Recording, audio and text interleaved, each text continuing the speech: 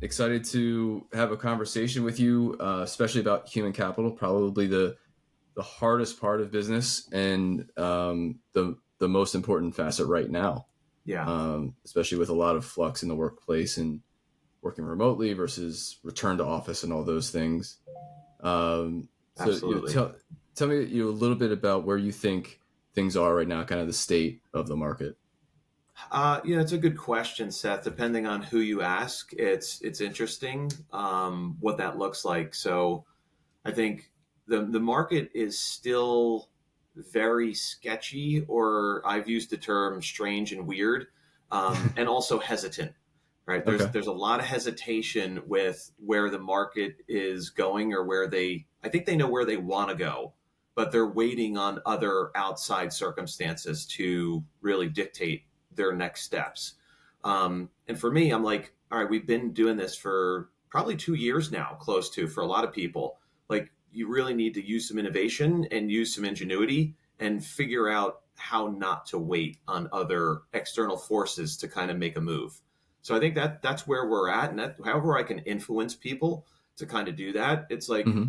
you need to really start with human capital, because you're either going to pay for it now, or you're going to pay triple, 3x later after you don't move and it's more reactionary.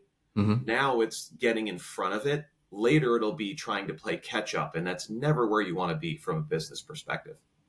Absolutely. I definitely believe in having a proactive approach as opposed to reactive approach. I think that, needs no further explanation kind of Yeah, thing, right. and I think most people feel the same way, but unfortunately reality dictates other things at the times. Um, Yeah, you, sure. what are some of the ways that uh, you recommend to help stay proactive? Are there frameworks? Is it specific best practices? How do you go about that? Yeah. There's a lot of frameworks, and a lot of what I do is working on the human capital strategy and putting the right people, the right systems, and the right processes together. So PPT or PSP, people, process, and technology. But how do you optimize that right now? And I think a lot of the frameworks, Seth, are looking into organizational design and development. Hmm.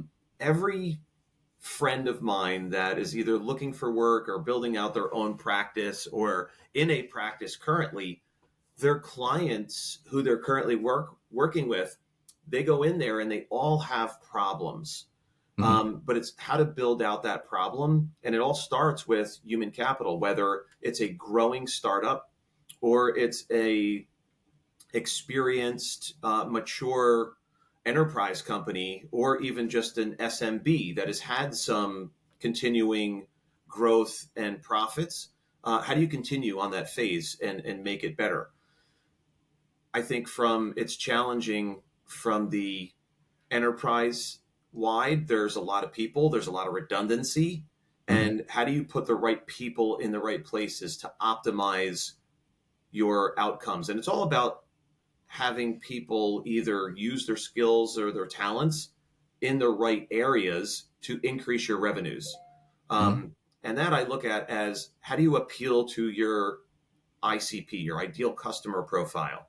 Who do you look at from a product or a service perspective to influence them into buying or to using your product or service? And without being equipped and without having the right people in the right roles, and then using technology to either automate or optimize, you get a lot of people just doing the same thing that they always did. And I think that's where we are now. A lot of people Hmm. are on cruise control, and they're just hovering around, and there's no innovation, there's no initiative, and they're just waiting for something to happen that's greater. To me, that's not a recipe for success. That's kind of mediocre. It just Yeah. doesn't work in a lot of different business functions. So I want to get out ahead of that and offer that type of a service. How do you build that? How do you do that? It's a framework for putting the right people in the right places and creating the right team structures. Okay. Yeah. There's a lot to unpack with that, but I Yeah, think definitely. what's what is kind of really interesting to me is the technology aspect of it, and Sure. especially with AI right now being all the rage, so many people are bringing products to market or touting different platforms for this purpose. Are Yep. there ones that you've worked with? Have you had experience in ones that you maybe would recommend, or what do you see as the technology aspect and what it can really bring for human capital? Yeah, I mean, gosh, I've connected with probably a dozen different founders over the course of the year here, maybe even over the past several months. And everyone has their own either automation tool or cultural dig in or analytics platform or employee engagement, which I think a lot of these are awesome. Hmm. And a lot of it's built on automation. At the end of it, I was just on a networking call, and there's like 100 people on a networking call. At the end of it, when you look at AI has a huge buzz right now and a huge platform for people. I think they're over investing into AI. Hmm. In AI, there's always a human behind it. No matter what it is, there's a human pushing the button, programming it to do this, do that. So it's machine learning. Machine learning has been around for 20 years.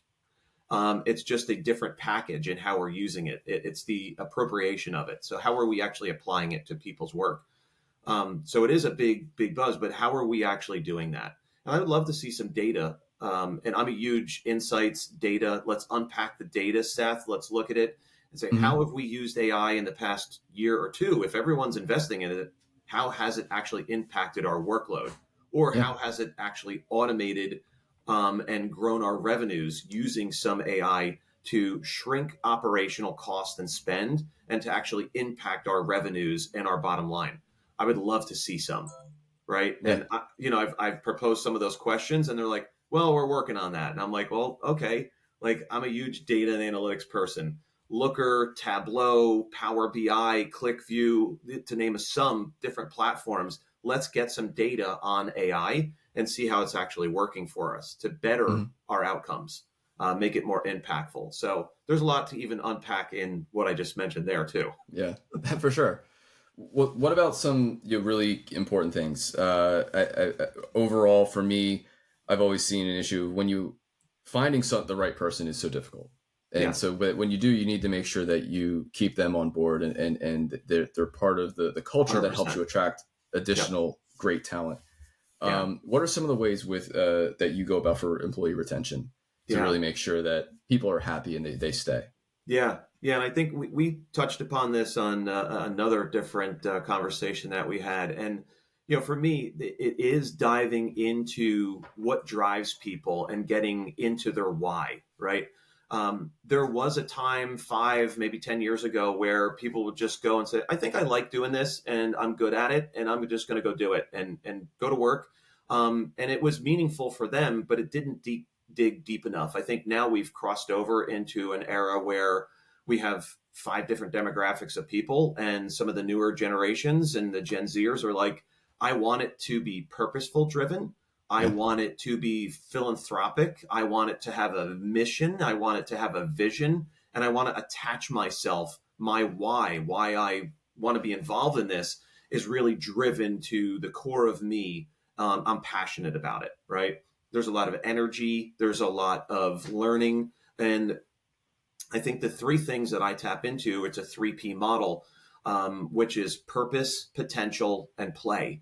A lot of folks right now are out there in the market and they're not tapping into their purpose at all. That would be their why, right? That factor. Start with your why and go from there. I'm a big fan of Simon Sinek and starting with why. And I think we're in that era now where more than 30-40% of the workforce is going, if it's not mission or vision driven, I don't want to be a part of it. I'll go Hmm. find something else to do. And they're creating their own initiatives, they're creating their own innovation, and they're really monetizing it. They're learning how to do that. And I think that's where we are. And some of these bigger companies, or even some of the smaller ones in the SMB world, have been there. And now they're looking to continue to grow. But how do we grow with human capital? How do Hmm. we get behind some of these startups as even a VC or a PE firm and find people's potential and then dive into their own purpose and connect that? And that's really the retention model that I used when I was over at Booster with some other senior leaders. We instituted it into that startup.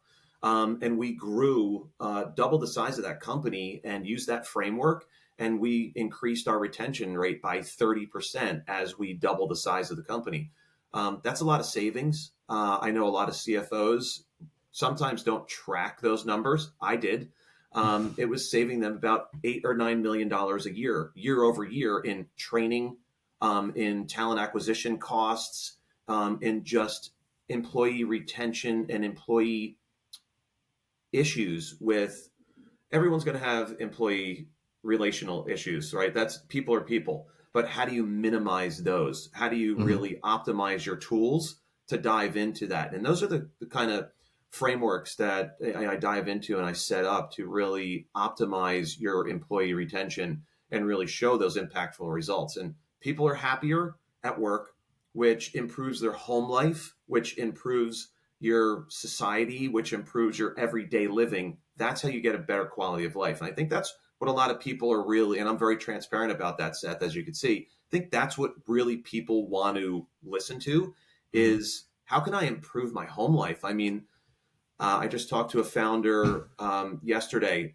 who has a great product about diving into the emotional culture that people are dealing with that they're not going to share at work, but it's a stress at them. And they Mm-hmm. bring this stress into their work life and they're not more productive because of it. They're less productive. So, how do we really be transparent about those stress relief issues that we have that are kind of closing in on us on a daily basis? And there was a whole list there, and I was looking at them going, "Oh my gosh, we don't really talk about that at work." I know we did at Booster because we had that platform and that framework of Yeah. tapping into people's regular personal lives and their work. How can we make this better for you? What are you dealing with? How can we help? That type of mentality, and it's typically a growth mindset from the frameworks that are currently out there now in some of these legacy brands or legacy enterprise companies. I think the purpose aspect of it is a big one for me because it's something I believe in as well from the standpoint of growth and scaling a company and being able to articulate that. And so many individual contributors, so many consultants and companies have this kind of inherent disconnection when it comes to the why, to the For sure. purpose. Yeah. And it's just the recognition of the merit of what they do and the value they provide that they think, well, this should on its own be the proposition and it should sell itself kind of thing, that Right. idea. Yeah. And so there's this inability to properly articulate what the purpose is, to properly articulate what the value proposition will be. Right. one Hundred And so percent. that if you can't, as a company, describe why you exist, if you can't describe your mission in a way that connects with your customers as well as your employees, Right. that's internal work that needs to be done. And not just for the company, but also the people that are leading it for themselves. Yeah. Why are they doing what's driving them to do what they're doing on a day to day? Yeah. Yeah. And it used to be, hey, I have a great product or a service and I want to increase my revenues, right?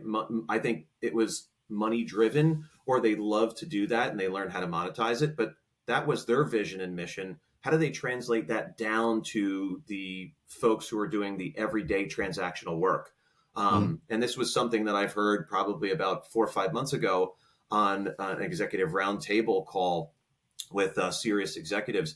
And I was on there, and a lot of the SMB market right now is where you just mentioned. They are at that space where the C-suite leaders that I partner with on a daily basis are not able to translate that employee value proposition well to the folks that are doing the transactional work every day. They don't know how they add to the bottom line. So for that, they're not tapping into purpose at all. Mm-hmm. And I think that has to be worked out when you even sell your product, from selling from a sales organization for your marketing organization and then down into your communications. How do you train these folks from a learning and leadership enablement and development standpoint to go into your customer base, not just Mm-hmm. externally, go into your internal customer base, which is your employees, and really message it appropriately that they're connecting your mission, your vision as the CEO down to everybody else So they're one collaborative team working on a singular fashion mission statement to go and impact whatever that is you want to impact, whether it's philanthropic or whether it's a business or a startup, or there's a solution for something. How do we go and do that collectively? And I think it's a really big gap right now, Seth. So it's an interesting Yeah. point. And I've been kind of hammering it home with a lot of people that I have conversations with. Um, I think it's for those folks. They're so much doing all the time in the CEO chair, and they're just doing. It starts with trust too. It definitely does. And I love the quote from Stephen Covey: "Are you operating at the speed of trust?" And a lot of people are not surrounded with people that they trust. They have hired them because they're good at what they do, but you need to also trust them to get done what you hired them to do. And I Hmm. think there's a huge gap as well in that framework too. So how do you, on the two topics that we just illustrated, how do you go in and address that and ultimately resolve it? Yeah.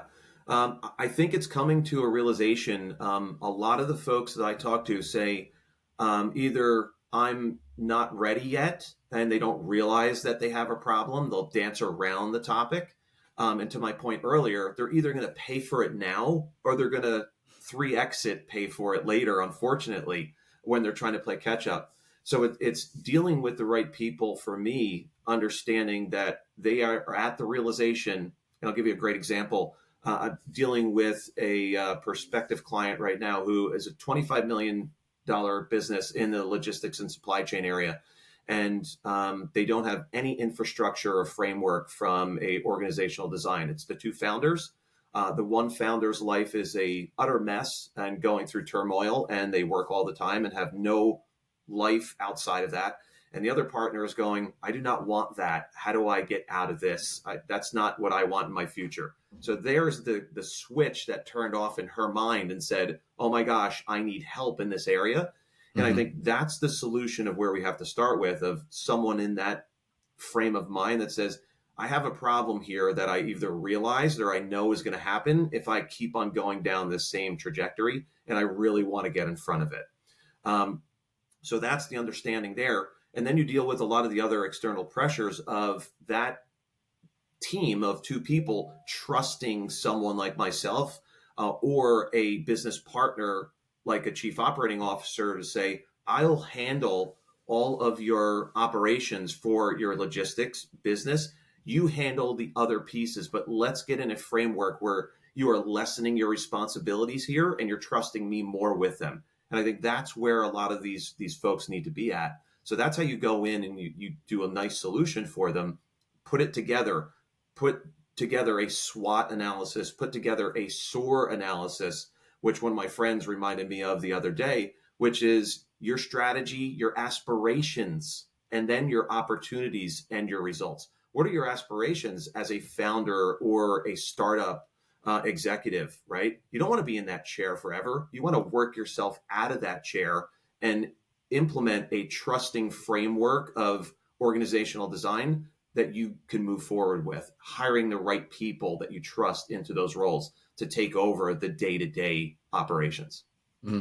So you definitely see it as a delineation and a clear distinction of roles Yeah, and absolutely. delegating. Yeah, You're right. Like you yeah, can't be a CEO that is in the day to day.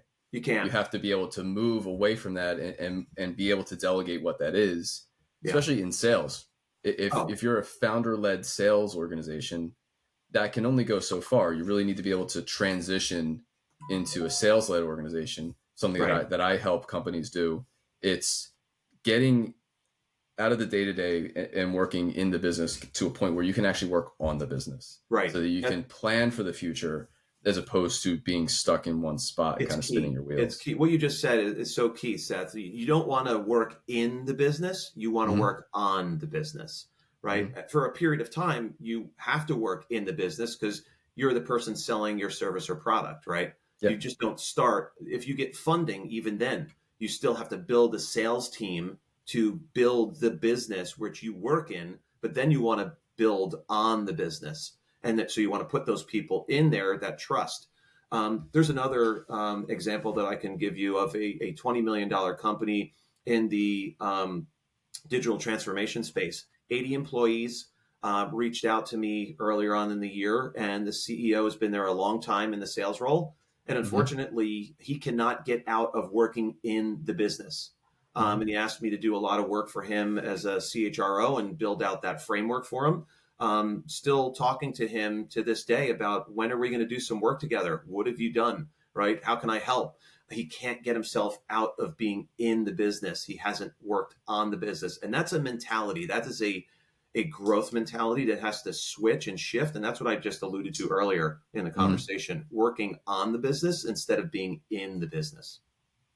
I think you see sometimes organizations mistake, especially with the return to office movement, of we have a cool space, we have um, games, we have snacks, Right. and those are all nice. I think actually at this point in 2024, that's table stakes. Yeah. If you're gonna, especially if you're gonna mandate that people return to office, you Yep. need to have something for them to be able to walk away and take a break and Yeah. kind of get their mind off of things.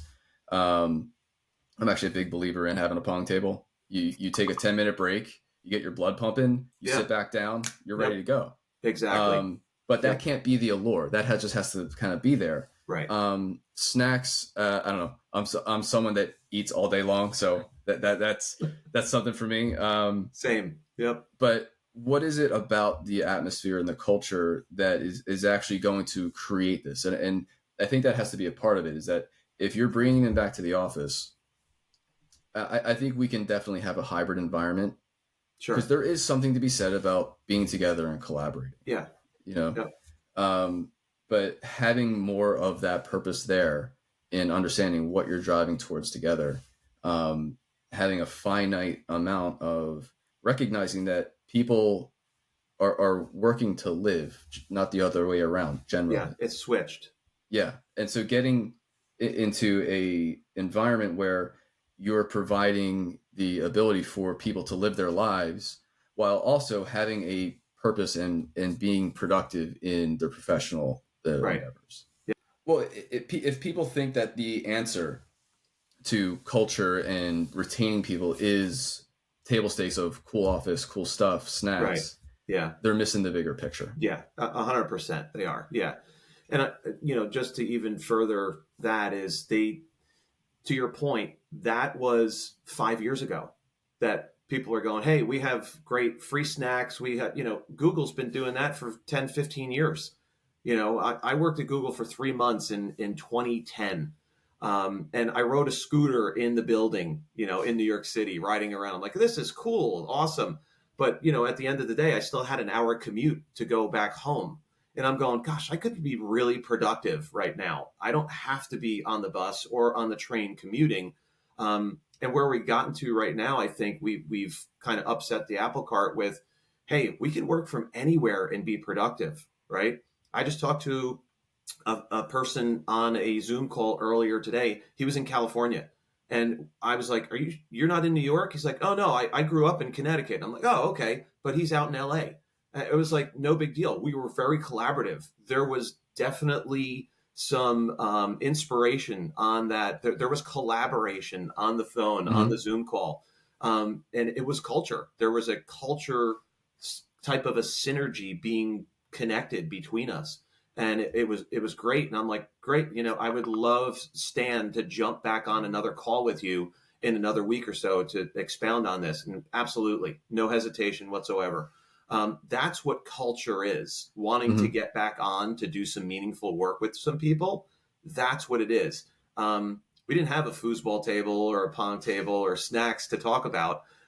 We just had a vision and a growth mentality to go, we can work from anywhere and have collaboration and have synergies to really work on some impactful strategies to get some things accomplished.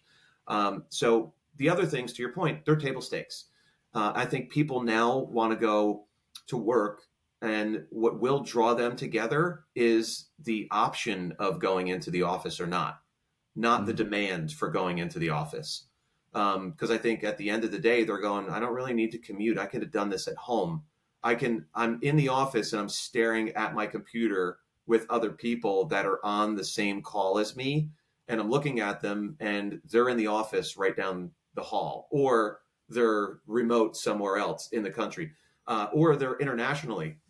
I jumped on a call with someone in the Philippines just earlier this week, and I was like, okay, here you go, Morgan. Let's deal with this.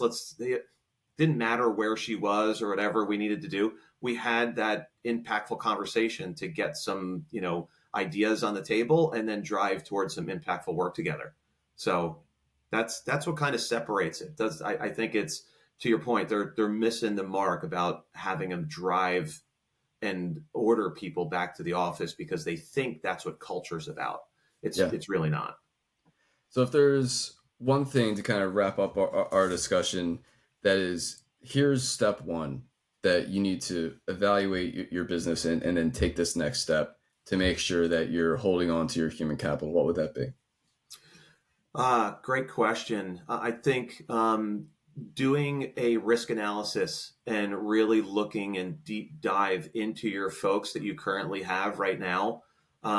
Engagement right now is really low. Retention is high. That causes some problems when you look at data. I would say look at the data, look at your retention numbers, look at your engagement numbers, and from a human capital perspective, figure out those risk factors. Do a risk analysis. That's a lot of the work that I do, is diving into the risk, because your human capital, they're the two biggest expenses on your balance sheet. It's payroll and benefits. And that's your biggest risk right now. So in summary, definitely take a look at your human capital and do a risk analysis. All right. Yep. Mark, thank you so much for taking the time today. I appreciate it. Yeah, And we'll likewise. definitely talk again soon. Awesome. Thanks, Seth. Take Thank care. you. See Bye. ya. Bye bye.